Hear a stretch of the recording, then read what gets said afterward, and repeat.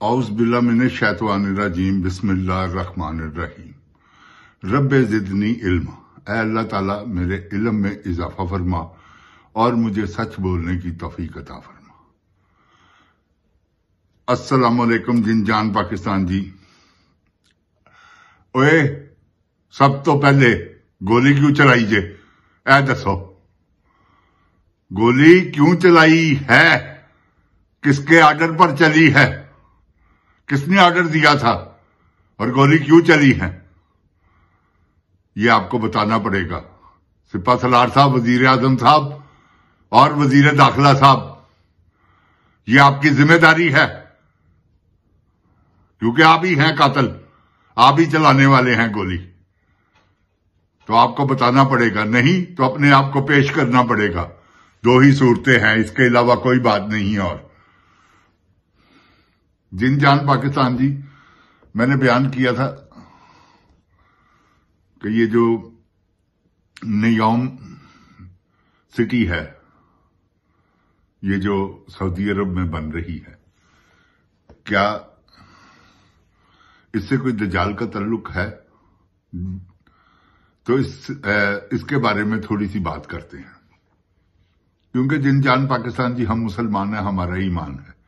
नबी पाक सल्लल्लाहु अलैहि वसल्लम की बहुत सारी हदीसों से साबित होता है कि दज्जाल ने आना है, और दज्जाल ने आना है।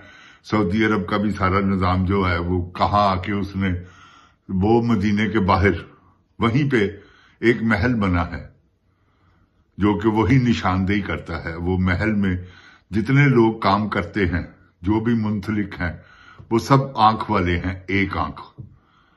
मिसाल के तौर पे अगर यहां कोई स्टिकर लगा हुआ है तो वो एक आंख का, यहां कोई स्टिकर लगा हुआ है तो एक आंख का। तो वो जो निजाम है ना, वो 10 साल पहले मैंने देखा था। यूट्यूब पे होगा, आप देख ले, लेकिन मैं उसका लिंक जो है ना वो निकाल के अपलोड आपको बताऊंगा, तो आप देख सकते। तो वो कंट्री जो है ना, वो कंट्री मैं कहता हूं, दज्जाल का वो जो घर है, या वो महल कह लें या उसकी रिहाइश का कह लें, जो भी, वो मदीना के सामने हुजूर सल्लल्लाहु अलैहि वसल्लम ने फरमाया था कि ये दज्जाल मदीना में एंटर नहीं हो सकेगा। तो ये मदीना में एंटर तो हो नहीं सकेगा, लेकिन वहां इसके सारे लवाजमात जो है ना, जो इस्लामी पॉइंट ऑफ व्यू से अगर आप सर्च करें, आप इस्लाम को देखें, पढ़ें, इस्लाम को समझें, समझ कर पढ़ें, तो आपको यही निशानदेहियां जो मौजूदा हो रही हैं, ये आपको नजर आएंगी। कि गोल्डन टेम्पल का बनना, उस पर इसराइल का सबसे मुखालफत लेना, लड़ाइयां झगड़े, ये क्या है? उसी सिलसिले की एक कड़ी। जिनजान पाकिस्तान जी, गुजारिश ये है कि ये जो है ना, ये मैं आपसे आज बातें कर रहा हूं, तो ये जिनजान जी, ये जो सिलसिला बन गया है ना, अब ये हमारे मुल्क में जो निजाम है, क्योंकि असल बात है इसराइल को तस्लीम करने की। अब इसराइल को हमें तस्लीम करवाया जा रहा है। वो किस जरिए से, किस तरह से, वो जो बाइडन उसकी बुनियाद रख के गया है, और जो बाइडन ने इसकी बुनियाद रखी है, वो बुनियाद क्या है? जिनजान पाकिस्तान जी, रजीम चेंज। रजीम चेंज किसने किया है? जो बाइडन ने किया है, कोई दो राय नहीं। मेरी बात याद रखें, उसने मोहरा बनाया, ये सारी प्लानिंग है, ये इसमें जरदारी शामिल है 110%। हमको बच्चे नहीं आए जरदारी बगैरता। ਕੰਨ ਖੋਲ ਕੇ ਸੁਣ ਲੈ, ਜ਼ਨਾਨਾ ਜਿਹਾ ਸਾਡੇ ਤੇ ਮੁਸਲਤ ਕਰਨ ਟੁਰਿਆ ਹੈ ਤੂੰ, ਬਦਕਾਰ ਆਦਮੀ। ਤੇਰੀਆਂ ਬਦਕਾਰੀਆਂ ਸਾਰੀਆਂ ਮੈਂ ਜਾਣਨਾ, ਆਪਣੀ ਧੀ ਦੇ ਬਾਰੇ ਚ ਜਾਣਨਾ ਕੁਝ। ਉਹ ਹਿਕਮਤੁੱਲਾ ਕੀ ਸੀ? ਤੇਰੇ ਪੁੱਤਰ ਦਾ ਪਹਿਲੇ ਬॉयਫ੍ਰੈਂਡ ਸੀ, ਉਸ ਤੋਂ ਬਾਅਦ ਫਿਰ ਤੇਰੀ ਧੀ ਦਾ ਬॉयਫ੍ਰੈਂਡ ਹੋ ਗਿਆ, ਤੇ ਬਗੈਰਤਾ ਜਿਹਾ ਤੂੰ ਲੋਕਾਂ ਦੇ ਬੱਚਿਆਂ ਨੂੰ ਮਰਵਾਉਣ ਟੁਰਿਆ ਹੈ। ਤੈਨੂੰ ਸ਼ਰਮ ਨਹੀਂ ਆਉਂਦੀ? ਚੁੱਪ ਕਰਕੇ ਉਹਦੇ ਨਾਲ ਨਿਕਾਹ ਕਰਦਾ। ਬੇਸ਼ਰਮ ਆਦਮੀ, ਲੋਕਾਂ ਦੇ ਜਵਾਨ ਬੱਚੇ ਮਰਵਾ ਦਿੰਦੇ ਹੋ ਤੁਸੀਂ 1 ਮਿੰਟ ਤੋਂ ਪਹਿਲੇ। ਔਰਤਾਂ ਤੁਹਾਡੀਆਂ ਤੁਹਾਡੇ ਕਾਬੂ ਨਹੀਂ ਰਹਿੰਦੀਆਂ, ਜਾਂ ਤੇ ਇਹਨਾਂ ਨੂੰ ਕਾਬੂ ਰੱਖੋ ਨਾ, ਤੇ ਫੇਰ ਹੈ ਖੱਚਾ ਮਾਰਦੀਆਂ ਨੇ। ਤੇ ਤੂੰ ਕਿਹੜੇ ਚੱਕਰਾਂ 'ਚ ਹੈਗਾ ਜ਼ਰਦਾਰੀ? ਇਹ ਤੇ ਮੈਨੂੰ ਦੱਸ ਬਦਕਾਰਾ, ਆਪਣੇ ਜ਼ਿਹਨ ਚੋਂ ਗਲਤਫਹਿਮੀ ਕੱਢ। ਇਹਨੂੰ ਤੂੰ ਜਿਹੜਾ ਵਜ਼ੀਰ ਆਜ਼ਮ ਬਣਾਇਆ, ਸ਼ੁਕਰ ਕਰ ਤੂੰ ਸਦਰ ਬਣ ਗਿਆ ਬਗੈਰਤਾ। ਤੇਰਾ ਇਹੋ ਜਿਹਾ ਰਿਮਾਂਡ ਹੈਗਾ ਹੀ ਕਿ ਤੂੰ ਸੋਚ ਵੀ ਨਹੀਂ ਸਕਦਾ। ਤੂੰ ਸ਼ਾਮਲ ਹੈ, ਨਾ ਨਹੀਂ ਲੈਂਦੇ ਤੇਰਾ, ਤੇ ਤੇਰਾ ਕੀ ਖਿਆਲ ਹੈ? ਰਜੀਮ ਚੇਂਜ ਤੇਰੇ ਫੁੱਫੜ ਨੇ ਤਾਂ ਨਹੀਂ ਕੀਤਾ ਆ। ਕਿਸ ਤਰ੍ਹਾਂ ਸੌਦੇਬਾਜ਼ੀਆਂ ਤੂੰ ਕੀਤੀਆਂ ਹੀ ਆ। ਗੱਦਾਰੀ ਦਾ ਪਰਚਾ ਬਚ, ਇਹ ਤੈਨੂੰ ਦੱਸਦੇ ਆ ਜ਼ਰਦਾਰੀ। ਹਾਂ, ਤੇ ਜਿੰਨ ਜਾਨ ਪਾਕਿਸਤਾਨ ਜੀ ਗੁਜ਼ਾਰਿਸ਼ ਹੀ ਹੈ, ਜ਼ਿਕਰ ਹੋ ਰਿਹਾ ਸੀ ਨਿਯੋਮ ਸਿਟੀ ਦਾ। ਜਿੰਨ ਜਾਨ ਪਾਕਿਸਤਾਨ ਜੀ ਕਿਉਂ ਕਿ ਜੋ ਉੱਥੇ ਸਾਊਦੀ ਅਰਬ ਚ ਕਦੀ ਕੋਈ ਸਿਨੇਮਾ ਨਹੀਂ ਸੀ ਖੁੱਲਿਆ। ਸ਼ਹਜ਼ਾਦਾ ਆਇਆ, ਸ਼ਹਜ਼ਾਦੇ ਨੇ ਸਿਨੇਮੇ ਵੀ ਖੋਲ ਦਿੱਤੇ ਨੇ, ਸ਼ਹਜ਼ਾਦੇ ਨੇ ਕਲੱਬਾਂ ਵੀ ਖੋਲ ਦਿੱਤੀਆਂ, ਸ਼ਹਜ਼ਾਦੇ ਨੇ ਸ਼ਰਾਬਾਂ ਵੀ ਖੋਲ ਦਿੱਤੀਆਂ। ਸ਼ਹਜ਼ਾਦਾ ਹੈਗਾ ਬਰਾਡ ਮਾਈਂਡਡ, ਸਮਝ ਗਏ?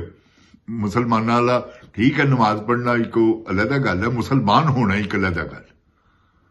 ਮੁਸਲਮਾਨ ਉਹ ਹੈ ਜਿਹੜਾ ਇਸਲਾਮੀ ਪੂਰੇ ਲਵਾਜ਼ਮਾਤ ਪੂਰੇ ਕਰਦਾ।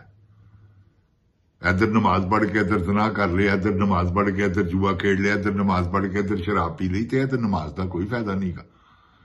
ਜਿੰਨ ਜਾਨ ਪਾਕਿਸਤਾਨ ਜੀ ਠੀਕ ਹੈ, ਨਮਾਜ਼ ਆਪਣੀ ਜਗ੍ਹਾ ਤੇ ਲੋਕ ਕਹਿੰਦੇ ਨੇ ਜੀ ਅਬ ਬੁਰਾਈ ਆਪਣੀ ਜਗ੍ਹਾ ਤੇ ਅੱਛਾਈ ਆਪਣੀ ਜਗ੍ਹਾ ਤੇ, ਉਹਨਾਂ ਦੀ ਸੋਚ ਹੈ। ਲੇਕਿਨ ਮੇਰੀ ਸੋਚ ਦੇ ਮੁਤਾਬਕ ਜੇ ਨਮਾਜ਼ ਪੜ੍ਹੋ ਨਾ ਤਾਂ ਫਿਰ ਪੂਰੀ ਨੀਅਤ ਨਾਲ ਪੜ੍ਹੋ, ਨਹੀਂ ਤੇ ਮਤ ਪੜ੍ਹੋ। ਜਦ ਸ਼ਰਾਬ ਪੀ ਕੇ ਨਮਾਜ਼ ਪੜ੍ਹਨੀ ਹੈ ਤੇ ਨਮਾਜ਼ ਪੀ ਕੇ ਨਮਾਜ਼ ਪੜ੍ਹ ਕੇ ਸ਼ਰਾਬ ਪੀਣੀ ਹੈ ਤੇ ਬੁਰੇ ਕੰਮ ਕਰਨੇ ਨੇ, ਫਿਰ ਕੀ ਫਾਇਦਾ? ਨਮਾਜ਼ ਪੜ੍ਹ ਕੇ ਝੂਠ ਬੋਲਣਾ ਹੋਵੇ ਤੇ ਨਮਾਜ਼ ਕਾਹਦੇ ਲਈ ਪੜ੍ਹਨੀ ਹੋ ਬਈ? ਫਿਰ ਝੂਠ ਹੀ ਬੋਲ, ਮੋਜਾ ਲੈ।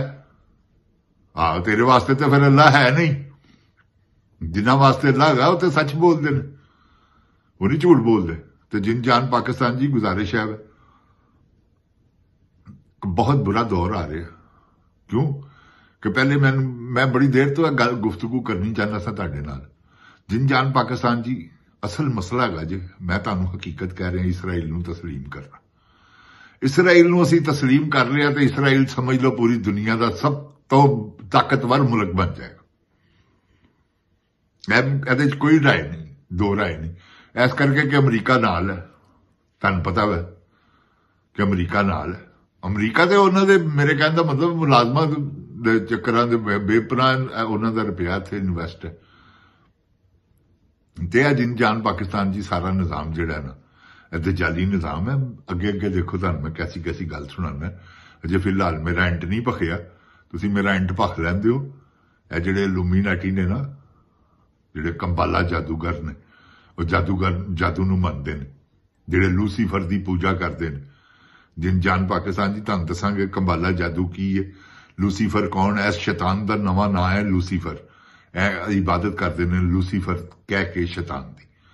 ਤੇ ਕੁਛ ਇਹਨਾਂ ਨੇ ਸਲੀਪ ਜਿਹੜੀ ਹੈ ਨਾ ਪੁੱਠੀ ਕਰ ਦਿੱਤੀ ਹੈ। ਇੰਜ ਹੈ ਨਾ ਸਲੀਪ, ਅਗਰ ਇੰਜ, ਤੇ ਇਹਨਾਂ ਨੇ ਇਹ ਉਲਟੀ ਕਰ ਦਿੱਤੀ।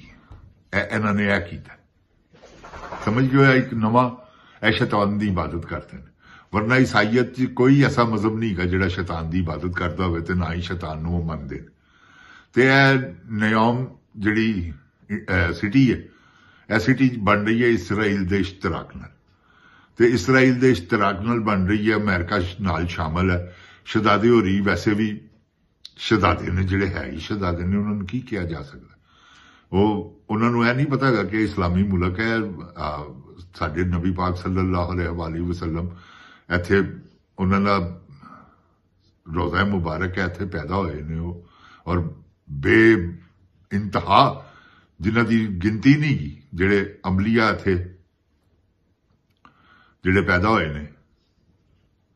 ਜਿੰਨ ਜਾਨ ਪਾਕਿਸਤਾਨ ਜੀ ਅੰਬਲੀਆ ਦੀ ਧਰਤੀ ਆ, ਸਮਝ ਗਏ ਹੋ?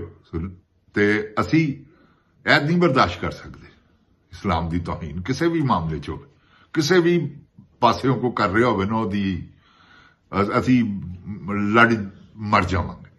ਤੇ ਜਿੰਨ ਜਾਨ ਪਾਕਿਸਤਾਨ ਜੀ ਗੁਜ਼ਾਰਿਸ਼ ਹੀ ਜੇ ਕਿ ਇਸ ਵੇਲੇ ਇਸਰਾਈਲ ਛਾਇਆ ਹੈ ਜੋ ਤੁਹਾਡੇ ਪਾਕਿਸਤਾਨ 'ਚ ਹੋ ਰਿਹਾ।